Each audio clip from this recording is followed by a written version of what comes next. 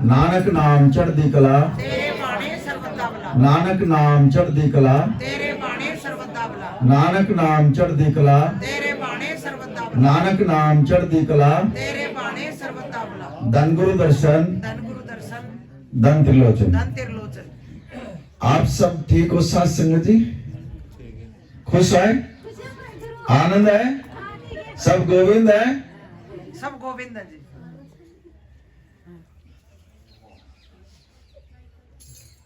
ये जो परमात्मा,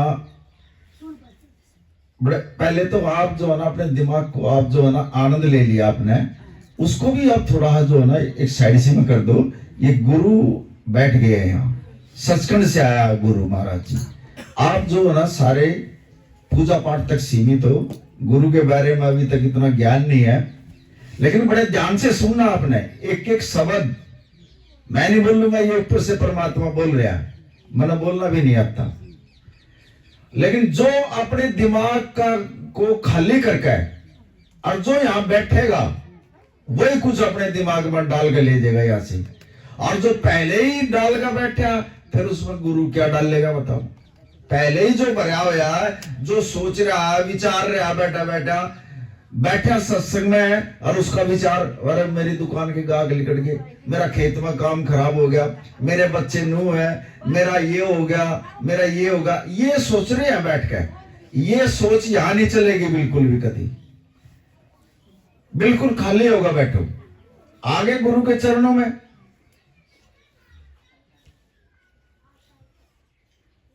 कीर्तन का मजा लिया, अब सत्संग सुनो। ये देखो वो परमात्मा है जिसने सबका भला मांगा। नानक नाम चढ़दी कला, तेरे बाणे सर्वदा भला। हम भी जो आना आप अपना भला चाहते हैं, लेकिन ये एक ऐसा परमात्मा है, ऐसा गुरु मिला है जिसने सबका भला मांगा है। और अपने आप को इतना बड़ा परमात्मा नीच कह रहा। देखो मैं नीच तेरे दास को दासा। अगर मारे तो भी कोई कुछ कह दे या और किसी से कुछ कह दे, अगर नीच कह देना उसके सिर ना फोड़ देंगे। लेकिन ये परमात्मा अपने आप को नीच कर रहा। देखो कोई कुआलेगा से, लेकिन परमात्मा यही गुरु से यही सीखा जाता है। गुरु हमेशा नीवापन सिखाता है। आप मंदिर में पूजा पाठ कराओ या मस्जिद में चले जाओ, ये ज्ञान नहीं मिलेगा आपको। जितने भी यहाँ के जो बड़े बड़े देवता हैं वो मत्था टेक रहे हैं यहाँ, मैं भी जो ना उनको जो ना प्रणाम करता हूँ। नानक नाम चढ़दी कला, तेरे बाणे सर्वदा भला। माता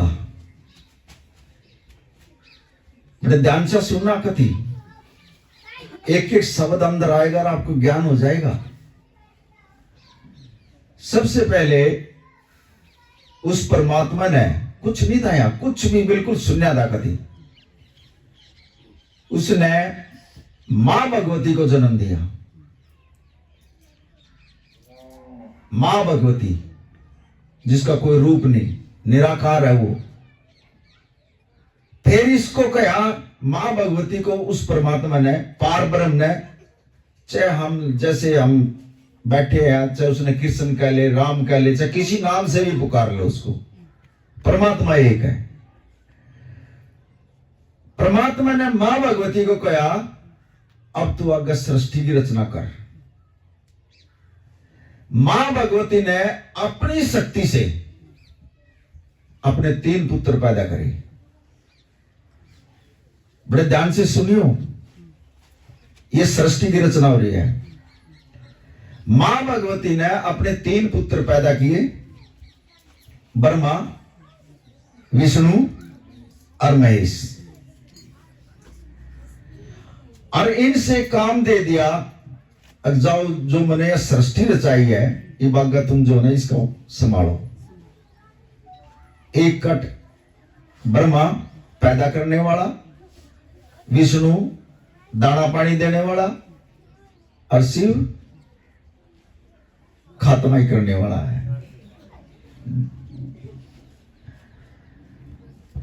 और सब देव का देव है, इससे बड़ा देवता भी नहीं है। फिर इनकी 3 घरवाली शादी रचाई, मां सरस्वती, मां पार्वती और मां लक्ष्मी देवी। ये 3 इनके घरवाली हैं। एक परमात्मा, एक मां भगवती, और 6 ये हो गए, 8 हो गए, और 9वां गुरु आ गया। फिर ये 9 शक्ति है। इन 9 शक्तियों से बढ़कर शक्ति भी नहीं है। बाकी ये जो आगे देवी देवता हैं इनको मानते ही हैं हम, बाकी इनसे बढ़कर कोई शक्ति नहीं है। अब मां भगवती जिसको दुनिया मानती है, ये वो मां भगवती नहीं है जो शेर पर बैठी है, जैसे मां लल्लो देवी है, या मां वैष्णो देवी है, मां काकरोली देवी भी है। यहाँ एक काकरोली देवी भी है यहाँ इसी एरिया में। ये उन्हीं के रूप है।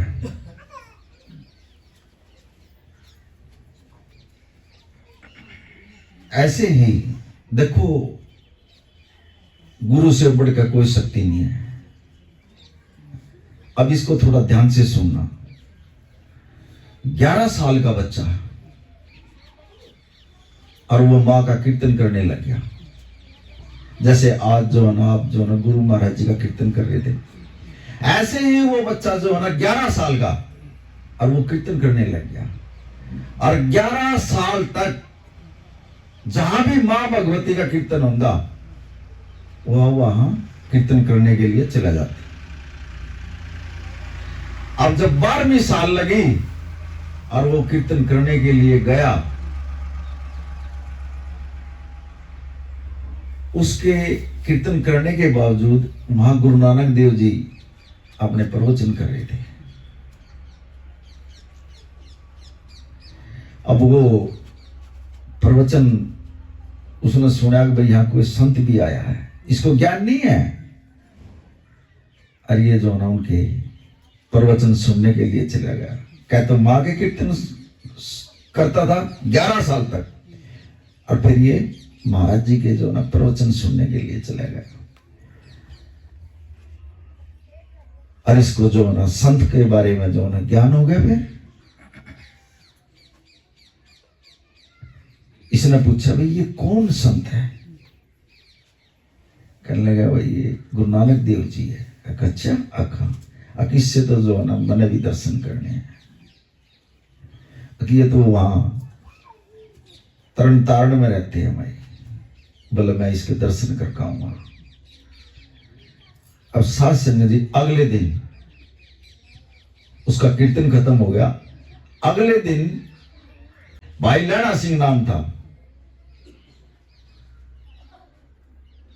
अब वो जो कीर्तन उसको गुरु महाराज जी के दर्शन करने के लिए चले आ रहा, उधर से गुरु नानक देव जी जो है इसके दर्शन करने के लिए आ रहे हैं। अब रास्ते में जो ना है दोनों की जो ना मुलाकात होगी। अब भाई लैणा सिंह गुरु नानक देव जी से पूछता है, महाराज जी मैंने जो ना गुरु नानक देव जी के दर्शन करने हैं। अब गुरु नानक देव जी कहने लगे चल। अब भाई लैणा सिंह जो है ना घोड़े पर सवार है और गुरु नानक देव जी पैदल है। अब गुरु नानक देव जी जो है ना घोड़े की लगाम पकड़ कर पैदल चल रहे हैं, और भाई लैणा सिंह जो है ना घोड़े के ऊपर बैठे हैं। ने बोला चल तेरे को गुरु नानक देव जी के दर्शन कराता हूं। अब गुरु नानक देव जी घोड़े की लगाम पकड़ कर जो है ना चल रहा है, और भाई लैणा सिंह घोड़े के ऊपर बैठा है। अब गुरु नानक देव जी कहने लगे इसको बांध दे घोड़े को। उन्होंने जो है ना घोड़े को बांध दिया। जा बांधा इसने घोड़े ने, और वो घोड़े ने बांधन गया, इतना वो गद्दी पे विराजमान बैठ के जा गए। फिर उसने सेवक से पूछा भाई मैंने जो ना गुरु नानक देव जी से मिलना है। बोला वो बैठे तो अंदर, वो सामने बैठे हैं, दीवार लगा हुआ है, जा मिल ले महाराजियों से। अब जब भाई लैणा सिंह अंदर गया तो देखो तो वही गुरु नानक बैठे, भूख लिकट गई, रोने लग गया, महाराज जी आप पैदल और मैं घोड़े पे बैठा। महाराज जी मेरे से बहुत बड़ी गलती हुई है, मैं आपको पहचान नहीं सका परमात्मा, मेरे से बहुत बड़ी गलती होगी, मैं आपको पहचान नहीं पाया, आप तो वही हो जो मेरे घोड़े की लगाम पकड़ रहे थे,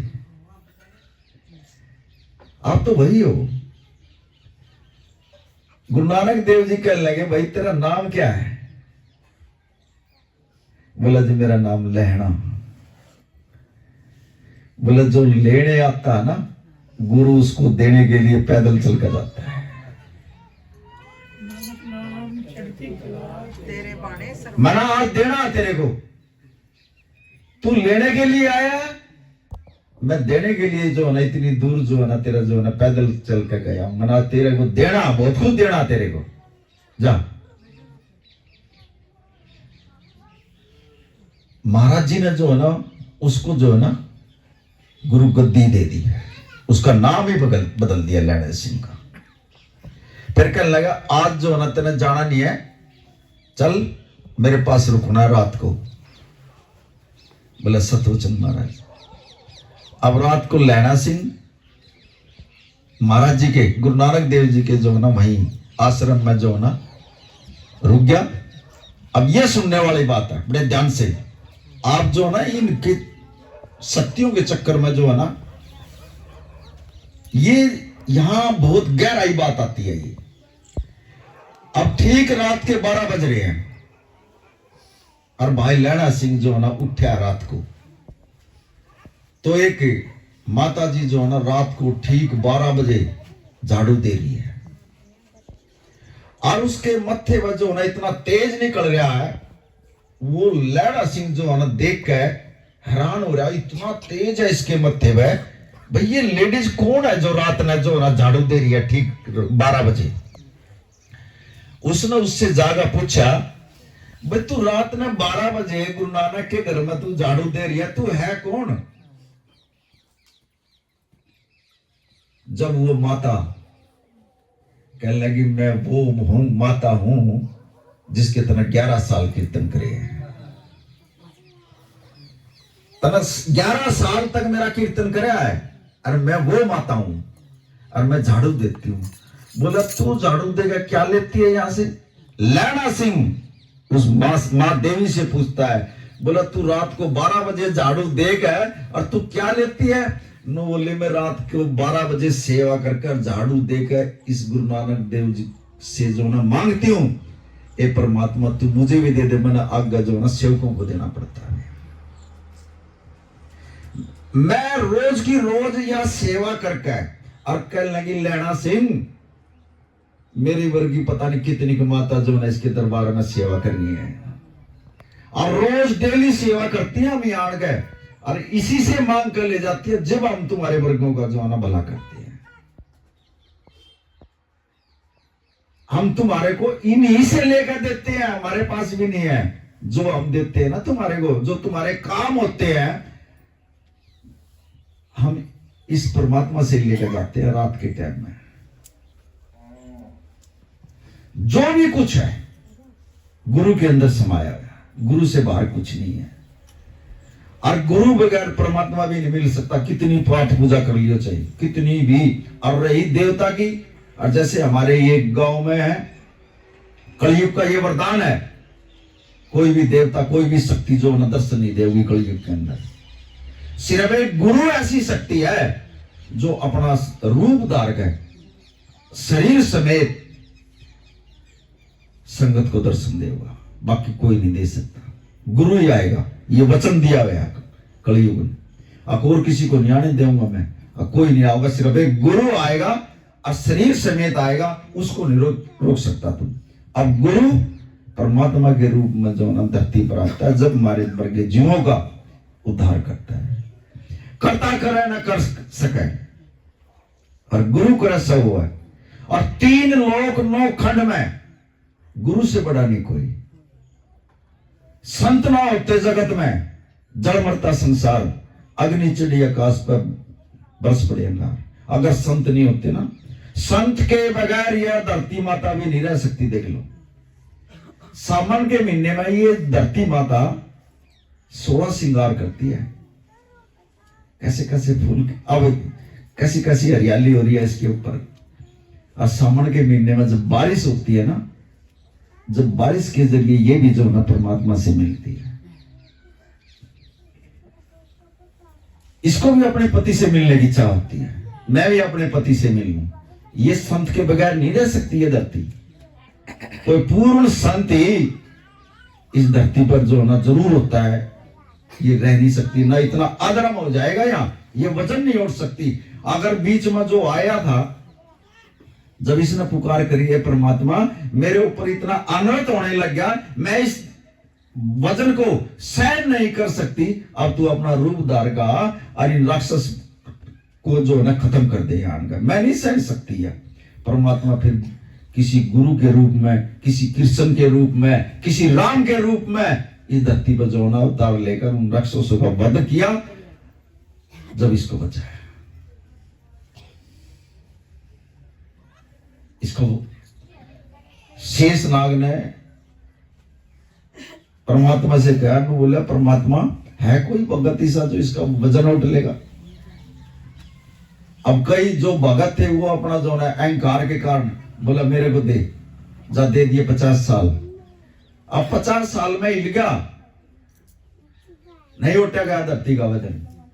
फिर दूसरा बोला जी मेरे को दे दे, चल दे दिए, बोल कितने, 60 साल दे दे, जा दे दिए। 60 साल में हिल गया। लेकिन एक गुरु नानक का जो ना वहां सत्संग किया, आधी घड़ी के सत्संग में जो ना सारा वजन शेषनाग में उठ गया। सत्संग की इतनी महिमा, बिन भागा सत्संग ना लगे। आज आपके इतने अच्छे कर्म है, इतने अच्छे कर्म है। ये जो समय जो आप जो यहां दे रहे हो ना, ये समय जो ना ऊपर भी जो ना काम आएगा आपका। ये परमात्मा के खाते में लिखा जा रहा है। और ना कहीं कथा में चले जाओ, मंदिर में चले जाओ, मस्जिद में चले जाओ, वहां क्या होगा, नाच गाने, ये वो परमात्मा के खाते में नहीं लिख सकता। लेकिन ये परमात्मा ये सचखंड से आया है, और सचखंड से आकर यहाँ बैठ गया। एक एक जीव का नोट हो रहा है यहाँ। गुरु कैसे लेख मिटाता है लिखे हुए, उस परमात्मा के लिखे हुए लेख को कैसे काटता है। दुनिया भर में घूम ली, दुनिया भर में भक्तों दौरा, मडी मसाणी पूज ली, लेकिन जहां भी जावा उनका तेरे भाग्य में परमात्मा ने औलाद नहीं लिखी। ऐसे सड़क पर जा रही है, और एक सेवक बैठा है वहां, कह लगा माता जी तू रो क्यों रोई है। कह लगी पुत्र मैंने 35 साल हो गए मेरी शादी को, और मेरा औलाद नहीं है, और मैं दुनिया में धक्के खा ली। सेवक था, उसको पता था। कहने लगा माता जी यहाँ साथ में तो बैठे हैं गुरु महाराज, हरमिंदर साहब में गुरु गोविंद सिंह बैठे थे, जा उसके दर से कोई खाली नहीं आता, जा तेरी किस्मत में ना भी होगा ना जी भी दे देगा वो, जा मिलका महाराज जी से। अब माता जी जब स्वर्ण मंदिर में हरमिंदर साहब में गई, तो गुरु गोविंद सिंह जो है ना घोड़े के ऊपर सवार होकर चलने के लिए तैयार हो रहा था। अब माता जी ने जो है ना घोड़े के आगे अरदास लगाई, महाराज जी मुझे भी फल दे दो कोई। घोड़े के आगे खड़ी होगी माता जी। अब गुरु जी ने जो है ना आंख बंद करके हर ध्यान करके देखा, कह लगा माता जी तेरी किस्मत में तो है ही नहीं औलाद, कति लाल निशान लग रहा माता जी, है ही नहीं। अच्छा अका वो बेचारी रोती हुई जो ना वहां से चल दी। वही सेवक रास्ते में बैठा हुआ, कहने लगे माता जी क्या बात हुई। कहने लगी पुत्र महाराज जी तो नाट गए, और तेरी किस्मत में तो है ही नहीं। और लास्ट का मेरा यूं ही दर रह रहा था, और कहीं भी नहीं रह रहा था, मैं सारी दुनिया में मैंने धक्के खा लिए। अब जुक्ति होती है, जो सेवक जो ना गुरु जी के पास रहता है उसको पता होता है कैसे लेना होता है गुरु महाराज जी से। कहने लगे माता जी कल आइए, और कागज और पेन लेकर आइए, जा और तेरी किस्मत में लिखा और मिलेगा तेरे को।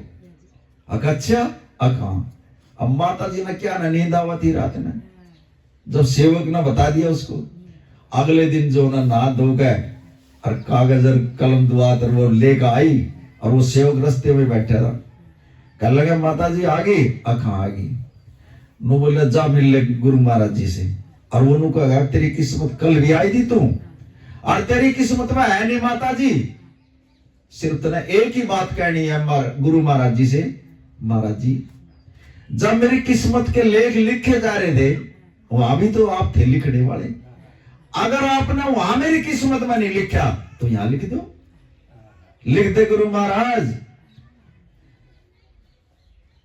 इतनी बात बोल दी तू, जा और जा मिल ले महाराज जी से। अब माता जी जो ना आई, फिर महाराज जी जो ना घोड़े में चढ़कर बैठ गई और चलने के लिए तैयार हो रही, और उसने फिर महाराज जी क्या हाथ जोड़कर खड़ी हुई, कहने लगी महाराज जी मेरे को भी दे दो एक फल। महाराज जी कहने लगे माता जी तू कल तो आई थी, तेरी किस्मत में नहीं है औलाद। माता जी कहने लगी महाराज जी जब मेरी किस्मत के लेख लिखे जा रहे थे, ये जब भी तो आप आपने तो मेरे लेख लिखे वहां, अगर आपने वहां नहीं लिखा तो यहां लिख दे गुरु महाराज, लिख दो।